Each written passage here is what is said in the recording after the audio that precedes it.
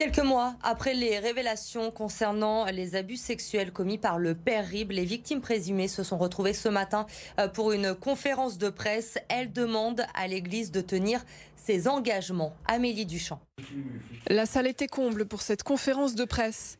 Plusieurs mois se sont écoulés depuis que l'affaire Ribes a éclaté, mais le collectif de victimes regrette aujourd'hui d'être mis de côté et laissé sans réponse. C'est pesant pour nous en tant que victimes, ce silence. Et on en est quand même, après l'affaire Prénage, on pensait que ça aurait quand même été un déclic pour que, qu'il n'y ait plus cette omerta. Et ça n'est plus le cas finalement. Le père Ribes étant mort en 1994, l'action judiciaire s'est éteinte avec lui.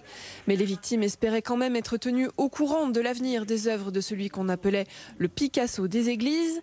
Elles espéraient aussi être indemnisées par l'institution, mais rien ne semble bouger de ce côté-là non plus. Si on ne se fie qu'à ce qu'ils disent, qu'à ce qui est communiqué dans la presse, parce qu'ils utilisent énormément la presse, tout est parfait. Nous allons enfin avoir réparation.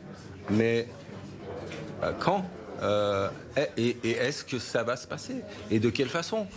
On ne voit rien arriver actuellement. Le collectif réclame par exemple que les soins des victimes soient pris en charge à 100% par l'Église et que les œuvres du père Ribes soient désinscrites des monuments historiques.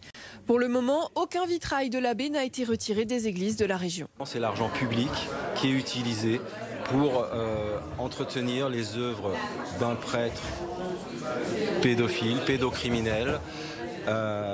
Et c'est intolérable que les victimes, à travers leurs impôts, doivent encore donner de l'argent. Pour le moment, 49 plaintes auraient été déposées sur les 3 diocèses de Saint-Étienne, Grenoble et Lyon.